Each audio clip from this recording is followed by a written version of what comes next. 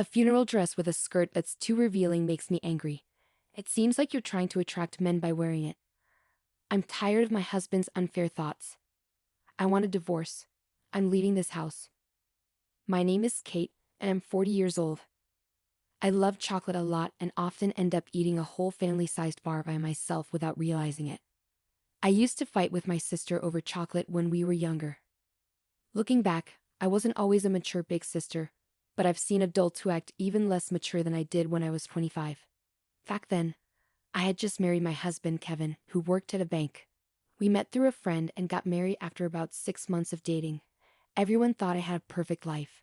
But things changed after we got married. Every day, when Kevin came home from work, I would greet him and ask about dinner. If it wasn't ready, he'd get upset.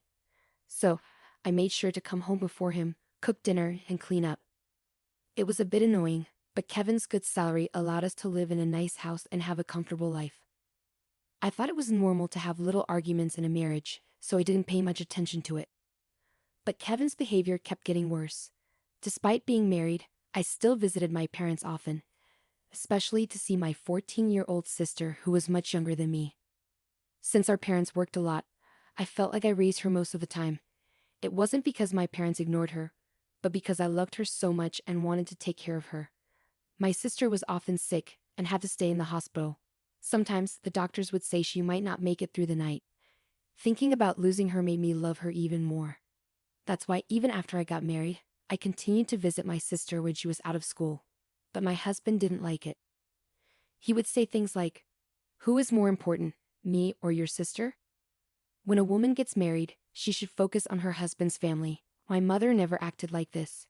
"You're not doing your duty as a wife." He'd go on like this for almost an hour. None of my friends were married at the time, so when I talked to a senior coworker about my husband, she said, "It's your responsibility. When you're married, you have to prioritize your husband." I thought that's how it was supposed to be. Looking back, I realized I was naive. But even then, I couldn't imagine not seeing my sister. My sister's health was getting worse, and she was in the hospital again, only allowed short visits in a sterile room. It's natural for a family to want to be together in times like these. Sometimes, I'd even take a day off from work to go see her, and I started going to the hospital even on days when my husband was off. But my husband strongly disagreed with this. One day, out of the blue, he invited his mother, my mother-in-law, over to our house. With her there, he confronted me. "What are you even thinking? I work hard to take care of our home, and you can't even do that properly. You're just hopeless. I've told you so many times not to wear skirts, yet you still do. It's inappropriate for a married woman to wear a skirt. What's the problem with me wearing the clothes I like? And this dress was chosen by my sister. I can't just give up on it." "See, there you go again. Always bringing up your sister, Kate. You should be caring more about me. After all, who do you think supports you? Hey, I work too. You can't just claim you're the only one providing." This argument isn't getting us anywhere. Listen, I've already called your workplace and told them you're quitting. You should be thankful. From now on, your focus will be on taking care of the house. What are you talking about? You can't make decisions like this without asking me first. I'm not going to listen to you. Starting today, you're going to live with my mom. Maybe then you'll learn how to be a proper wife. I don't understand what's gotten into you. You're acting irrationally. Shut up. The angry husband smashed a glass on the floor and continued to throw things around in his rage. Seeing the broken glass made me truly scared of my husband for the first time. I regretted marrying him, wondering how I ended up with someone like him. Later, I tried to cancel my resignation with my company, but they told me not to cause any trouble. It turned out my husband had demanded my resignation in a way that was almost abusive, so I lost my job and had to stay at home as my husband wanted. When I told him I quit my job as he wished, he apologized with a smile, saying he might have gone too far. But after seeing his true nature, I couldn't trust his apology.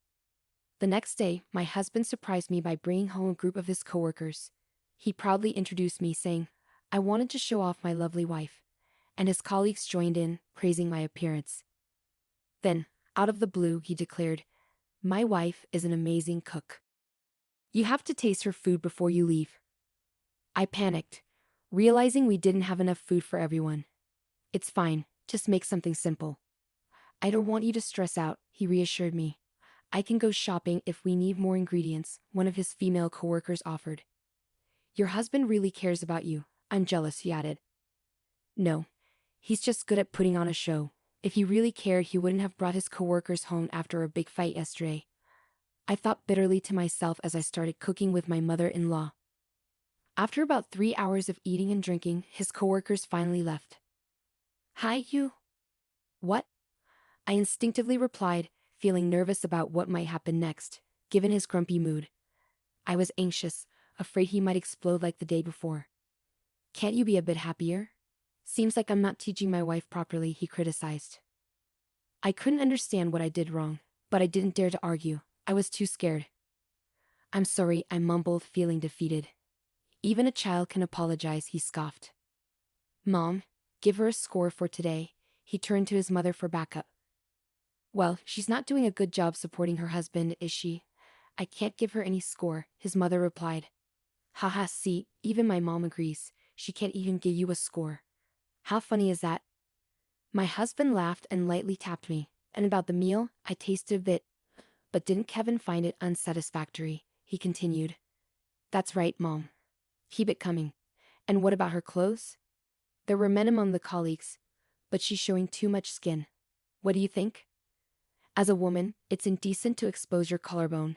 She should cover it with a scarf or turtleneck, he added. Whose fault is it that his colleagues suddenly invaded our house and I had to cook without even having time to change my clothes? I retorted. It's Kevin's, I concluded. I couldn't understand why I was constantly being criticized so harshly. She really is something, isn't she? Despite my efforts to teach her every day, she just doesn't seem to learn. Maybe she's just not very smart, my husband remarked.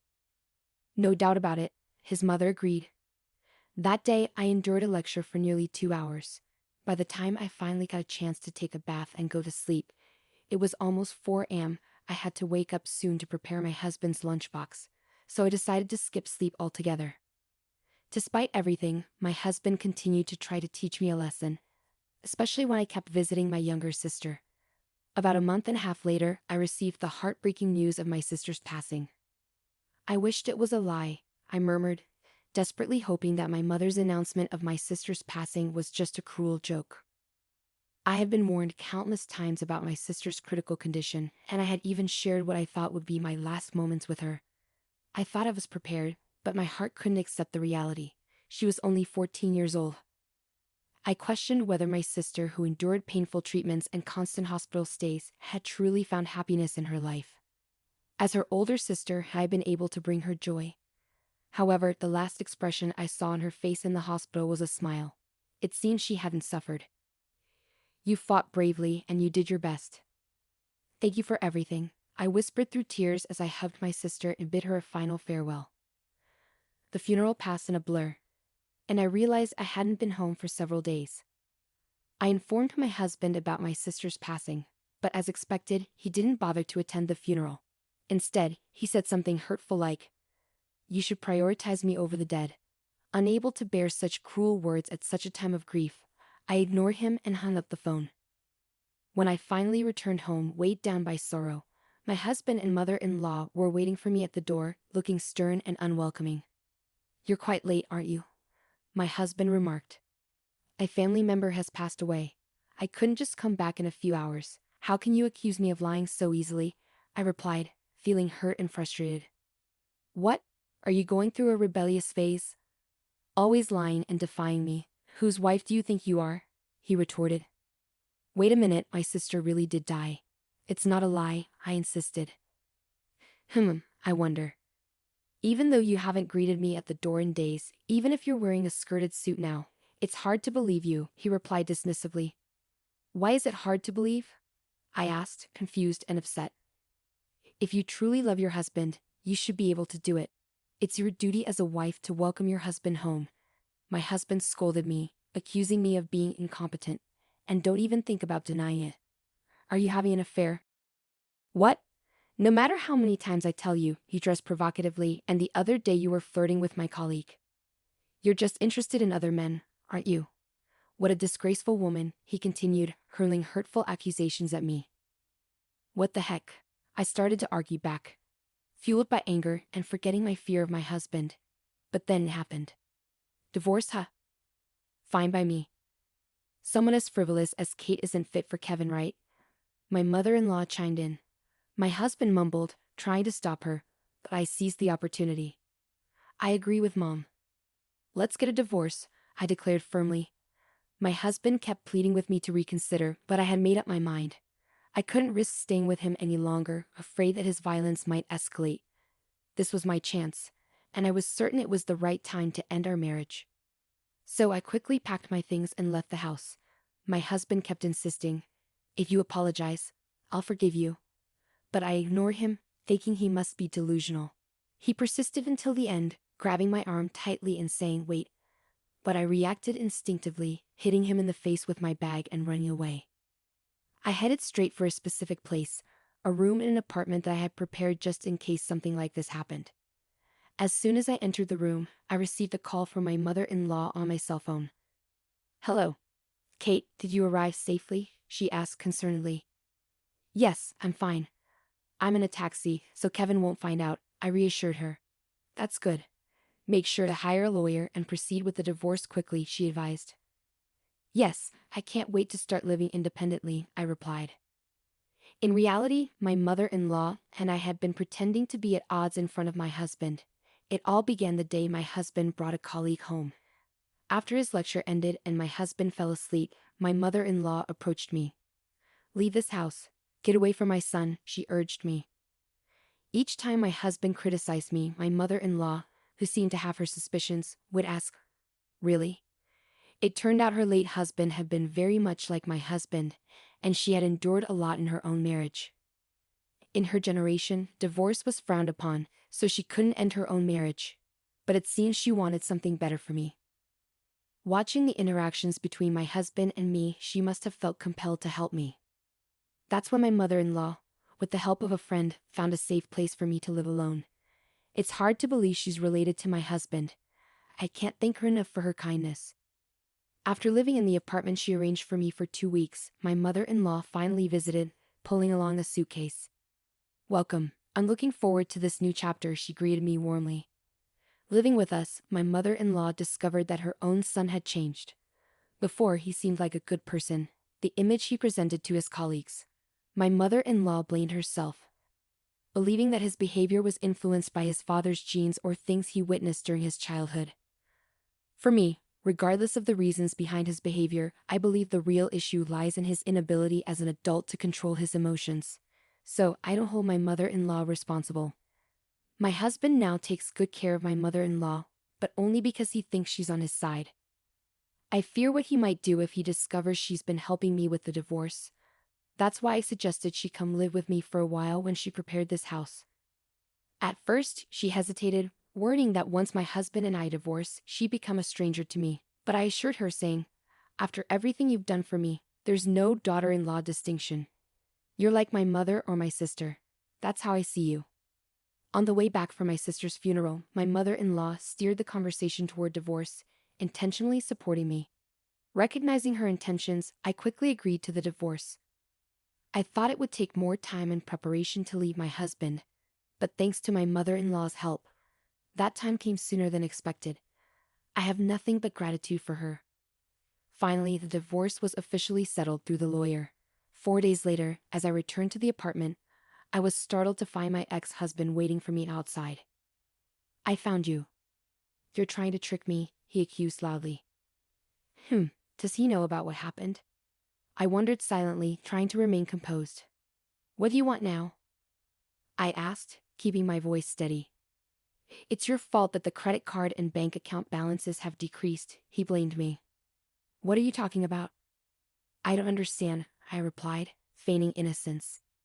In truth, before the divorce, I was using my husband's credit card to gradually buy furniture for this house. I also quietly withdrew money from the bank account. It was all part of my plan, I confessed. When I discussed this with my mother-in-law, she encouraged me to go ahead with it, so I emptied the account without any hesitation.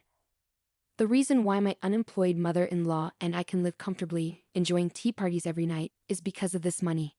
That's my money. You can't just do whatever you want without facing the consequences, he shouted angrily. Remember the money we have? It's from the credit card we got after we got married and the money we saved together. Since we're married, it's both of ours, I explain, smiling at him. Suddenly, my mother-in-law returns from shopping and says, "Oh, you found out, didn't you?" Surprised, my ex-husband stands speechless behind me. "Hey, you're back." I greet my mother-in-law, trying to keep things normal. "What? Why is Mom here?" my husband asks, confused. "Well, because we're living together," I respond, with my husband still puzzled and my mother-in-law acting like it's no big deal. "So, you lied about going back to your parents' house, and why are you living with Kate, not me?" he questions. "I'm lost," Kevin admits. "Well, I've lost hope in you, Kevin," his mother replies. "What? But I'm the one who helped Kate get away," Kevin protests. "Actually, Kevin, Kate and I had already planned to split up before you even knew about it," his mother reveals. "But Mom, you were saying terrible things about Kate." "Yes, well, when I was criticizing her, I was really imagining you in her place," his mother confesses. "What do you mean?" Kevin asks, confused. "Because you're not the sharpest tool in the shed, and you get all worked up over silly things like a woman showing her collarbone. I was worried Kate would be in trouble. She deserved someone better than you for a husband," Kevin's mother bluntly tells him. Kevin is taken aback by his mother's harsh words. Meanwhile, I find her response so unexpectedly funny that I burst into laughter. "Mom, you do realize I'm your son, don't you?" Kevin asks, trying to make sense of it. "Unfortunately, yes." "I guess I should have raised you differently," his mother responds dryly. I can't help it, and my laughter grows even louder. "You're just a chit off the old block, like your dad. Watching you mistreat Kate reminded me of my own past. I worried that if she left you, you'd come crawling back to me. I couldn't take that chance. So I left you and moved in with Kate, for both our sakes," Kevin's mother explains. Kevin's mother's confession brings tears to his eyes. He finally explodes, "Is it my fault? Why? You're my child. You've been neglecting me." His mother laughs, almost incredulously. "Do I still need to mother a grown man who's almost 30, she scoffs. A few neighbors gathered as our argument escalated in the yard. They chuckled at my ex-husband's dramatic outburst, saying, "He's really making a scene." With people watching, he didn't dare lay a hand on us and retreated to his house. But the next day, he seemed to have completely lost it. He started spreading rumors about us to his friends and co-workers who used to hang out at our place. My ex may seem nice, but she ignores her husband, he complained to anyone who would listen. One woman at his office fired back, "You know, your behavior is exactly why women are wary of their husbands. It's becoming a societal problem." Although no one openly agreed, the vibe at work made it clear that Kevin was in the wrong, and he felt increasingly isolated. In the end, my ex-husband, who turned out to be quite sensitive, couldn't handle the judgmental stares and whispers anymore. He quickly quit his job. It's ironic how he was so quick to criticize me but couldn't handle criticism himself. How sad. Feeling alone, he sent me a lengthy letter trying to justify his behavior and boasting about his greatness as a man. The letter was a whopping 10 pages long. I was surprised when I received the thick envelope. I had blocked his texts, but if he could write this much by hand, I can only imagine how many texts he would have sent. His final line was, "If you ever miss me, feel free to contact me." So I playfully replied, "Then please go ahead with the property division." That sparked another big argument. I used to be afraid when we lived together, but not anymore. I stood my ground with my lawyer. Even before his mother suggested I leave, I had secretly been recording his behavior at home, preparing for a divorce. All those months enduring his hurtful words paid off. With the evidence, I successfully sorted out the property division. After that, I moved out from living with my ex-mother-in-law when I found a new job. It was still close enough for a reasonable commute. Surprisingly, she had found herself a boyfriend. It turned out the person who introduced us to the apartment was her new beau. She left with him, holding hands, and said, "Come visit us once we're settled." I must admit, my ex-mother-in-law really surprised me. She's a fantastic woman, and it's clear why she's so well liked, regardless of her age. As for me, I spent my best years focused on work after changing careers, thinking I might have missed my chance for remarriage. However, I started joining regular online gatherings with my colleagues. This gave me more opportunities to casually exchange contact info with people I didn't usually talk to, including a director from another department who showed interest in me. At first, I kept my distance because we worked for the same company. But as we began having private online chats about things we couldn't discuss at work, we grew closer and eventually started dating. The head of the department, who hadn't been in a relationship for years since his last girlfriend left him because of his workaholic tendencies, treated me with caution, saying, "I don't want to repeat the same mistake." And happily, we decided to tie the knot next year. I was concerned that his parents might not approve of me, considering I've been divorced before and he's getting married for the first time. However, I'm relieved to see his parents are accepting and even grateful, saying, "Thank you for being with our son." When I shared the news of my upcoming marriage with my ex-mother-in-law, she was genuinely happy for me. Oh, and about my ex-husband, it seems he found a job at a different bank and got remarried. But knowing his personality, it's likely he's been divorced again. That makes it 3 divorces now.